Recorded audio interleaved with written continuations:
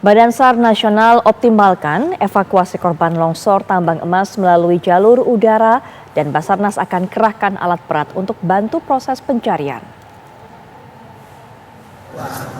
Hingga Selasa sore, pemirsa, korban longsor tambang emas rakyat ini sudah mencapai 131 korban. 73 korban selamat dan 35 masih dalam pencarian. Tim SAR gabungan mencatat sudah ada sebanyak 23 korban yang dinyatakan meninggal dunia. Di hari ketiga, proses evakuasi korban dibantu dengan menggunakan 1 unit helikopter milik Baharkam Polri. Untuk mempercepat proses pencarian dan evakuasi ke depan, Basarnas menurunkan 30 personil Basarnas Special Group, 10 personil dari kantor pencarian dan pertolongan Manado yang dilengkapi dengan peralatan khusus. Kepala Basarnas RI tiba di posko SAR di Desa Tulabolo untuk memantau perkembangan dan kondisi proses pencarian dan evakuasi korban longsor.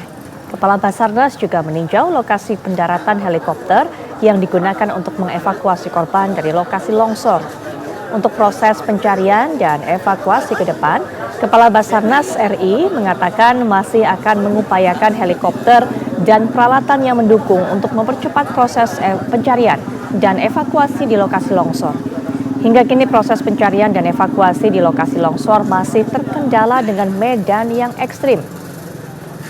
Bahkan terinformasi pada Selasa siang tadi sempat terjadi longsor susulan akibat kondisi tanah yang masih labil.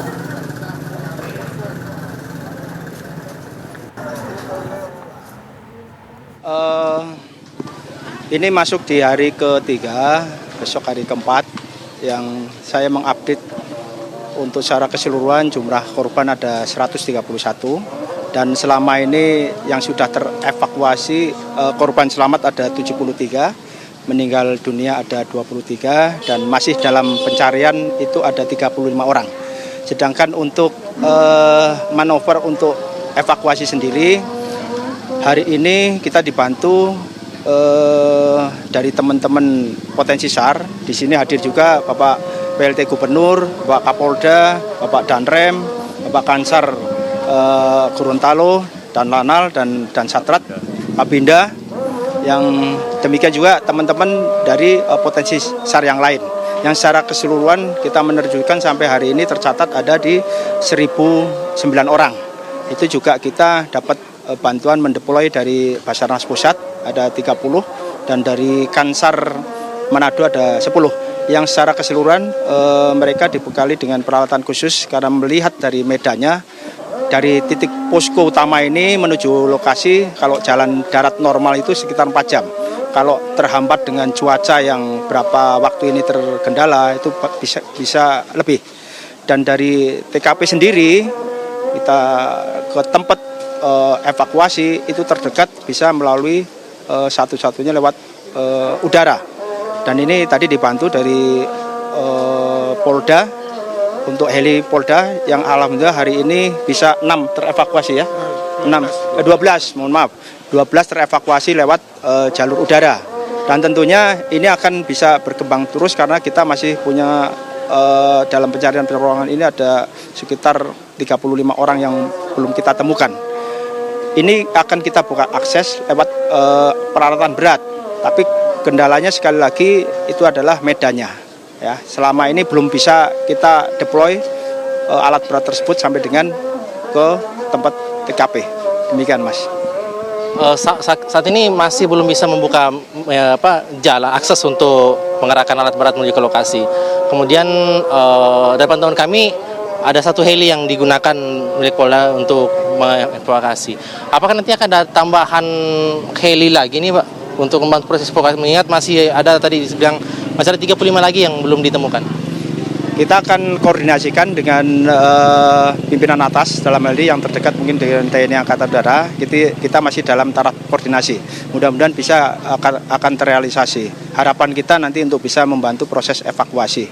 Kalaupun mungkin didukung dengan cuaca yang baik misalkan, sehingga alat-alat berat tersebut bisa tembus ke tempat kejadian, saya rasa akan bisa lebih banyak membantu untuk bisa mengakses. Dan selama ini jalan 2 kali. Dari arti kata yang lewat dari udara sendiri, lewat heli, demikian juga lewat darat. Kendalanya lewat darat, aksesnya tadi terlalu jauh. beberapa bulan lalu Pak ada juga bencana di Sulawesi Selatan dan Basarnas juga mengerahkan 1 unit heli untuk melakukan proses evakuasi. Apakah juga akan dikerahkan tempat ini Pak? Kebetulan kita punya standby heli kemarin, jam terbang sedang melaksanakan perawatan Mas. Jadi kemarin kita fokus ada di Nataru dan nanti juga kita punya agenda nasional. Ya, selain kita kemarin melaksanakan di Medan, saat ini juga kita dalam perawatan untuk helinya Basarnas dalam rangka nanti mendukung event nasional di Mandalika. Demikian Mas. Mungkin ada informasi Pak, sebenarnya berapa luasan sih lokasi yang menjadi pusat longsor ini Pak sampai banyak menimbun berapa luasan itu Pak? Ada informasi itu Pak? Kalau kita menggunakan dari awal itu kan ada 2 titik lokasi ya. Berdasarkan laporan yang masuk yang secara resmi ke posko kami itu hanya jumlah total daripada korban tersebut. Kalau lokasi relatif di lereng, di titik-titik lereng tadi yang kami melihat lewat drone itu memang sangat riskan terjadinya longsor-longsoran susulan apabila nanti terjadi untuk hujan yang memang intensitasnya tinggi, itu sangat memungkinkan akan terjadi lagi. Itu kendala yang paling besar Pak ya, potensi longsor susulan mengingat kondisi lokasi masih sangat riskan. Betul, itu memang kendala yang paling besar dalam kita pencarian dan juga potensi-potensi yang kemungkinan akan terjadi lagi. Kita semua terkendala di medannya Mas. Jadi kita kerahkan tiap harinya ini dari 1009 tadi, itu terkendala dibagi berapa sektor dan pos, dan saya sudah tekankan untuk ke para personel ada di lapangan, termasuk juga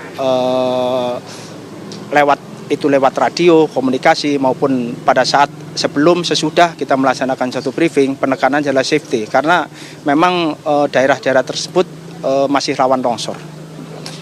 Berarti tanggap darurat masih belum ditetapkan Pak, masih terus melakukan proses evakuasi sampai dinilai cukup Pak ya? Kalau kita nanti pencarian, batas waktu operasi SAR kan memang kita di 9 hari Mas, begitu tanggap darurat. Namun demikian, nanti kalau memang diperlukan oleh pemerintah daerah ataupun dari keluarga korban untuk bisa melanjutkan, kita akan menyesuaikan situasi tersebut sampai dengan mungkin batas waktu yang ditentukan oleh pemerintah daerah.